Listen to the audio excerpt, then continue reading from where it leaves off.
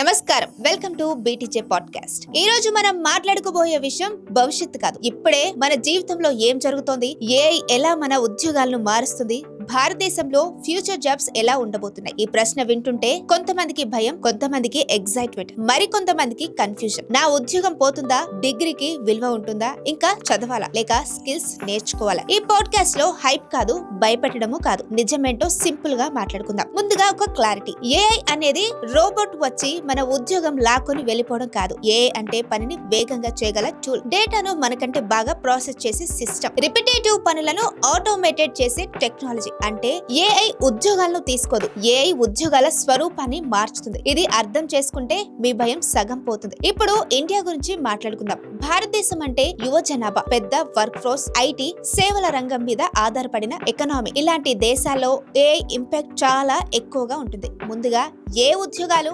మారిపోతున్నాయో చూద్దాం. Data entry, basic accounting, customer support calls, back office ప్రాసెస్లు, repeat అయ్యే టాస్క్లు, ఇవన్నీ ఇప్పటికే ఏఐ చేతులకి వెళ్తున్నాయి. చాలా కంపెనీలు ఇప్పుడే చెప్తున్నాయి, ఒక వ్యక్తి చేసే పనిని ఒక ఏఐ టూల్ 10 రెట్లు వేగంగా చేస్తుంది అని. ఇది వినడానికి భయం రావడం సహజం, కానీ ఇక్కడే మరో నిజం ఉంది. ఏఐ తీసేస్తున్న ఉద్యోగాల కంటే కొత్త ఉద్యోగాలు కూడా సృష్టిస్తుంది, కానీ అవి పాత తరహా ఉద్యోగాలు కావు. భవిష్యత్తులో ఇండియాలో ఎక్కువగా అవసరమయ్యే జాబ్స్ ఏవంటే AI trainers, data analysis, cyber security experts, cloud engineers, AI plus domain skills ఉన్న ప్రొఫెషనల్స్. అంటే doctor plus AI, lawyer plus AI, accountant plus AI, teacher plus AI. AI మీ ప్రొఫెషన్ ను రీప్లేస్ చేయదు, ఏఐ ని ఉపయోగించగల professional మిమ్మల్ని replace చేస్తాయి. ఇది చాలా ఇంపార్టెంట్ లైన్. ఇప్పుడు స్టూడెంట్స్ గురించి మాట్లాడుకుందాం. ఇప్పటి వరకు మనకు చెప్పిన ఫార్ములా బాగా చదువు, డిగ్రీ తెచ్చుకో, జాబ్ వస్తుంది. కానీ ఏఐ ఎరాలో ఈ ఫార్ములా బ్రేక్ అయిపోయింది. డిగ్రీ ఇంకా అవసరమే, కానీ డిగ్రీ ఒక్కటే సరిపోదు.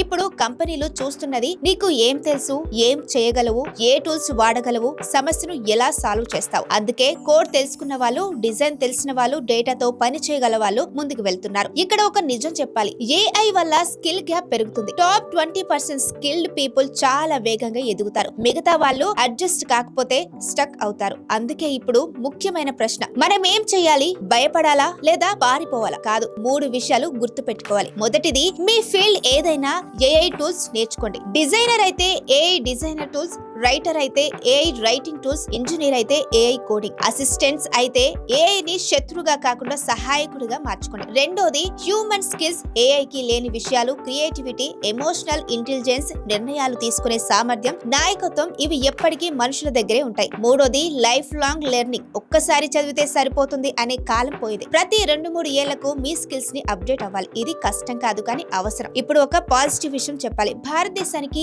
ఏఐ ఒక పెద్ద అవకాశం కూడా. కాస్ట్ అడ్వాంటేజ్ ఉంది. గ్లోబల్ కంపెనీలు ఇండియాను చూస్తున్నాయి. హైదరాబాద్, బెంగళూరు, పూణే లాంటి నగరాలు ఏఐ మరియు జీసీసీ హబ్లుగా మారుతున్నాయి. అంటే ఏఐ ఇండియాలో ఉద్యోగాలను తీసుకోవడం కాదు, ఉద్యోగాల స్వరూపాన్ని మార్చుతుంది. చివరిగా ఒక నిజం, ప్రతి టెక్నాలజీ వచ్చినప్పుడు ఇదే భయం వచ్చింది. కంప్యూటర్ వచ్చినప్పుడు, ఇంటర్నెట్ వచ్చినప్పుడు, స్మార్ట్ ఫోన్ వచ్చినప్పుడు, అప్పుడు చెప్పారు జాబ్స్ పోతాయి అని. కానీ జాబ్స్ పోయాయి కాదు, మారాయి. ఏఐ కూడా అంతే. భయపడే వాళ్ళు వెనుకపడతారు, అడ్జస్ట్ అయ్యే వాళ్ళు ముందుకు వెళ్తారు. మొత్తానికి ఏఐ మన ఉద్యోగాలను ముగించదు. మీరు అడాప్ట్ అవుతారా లేదా వెనుకపడతారా?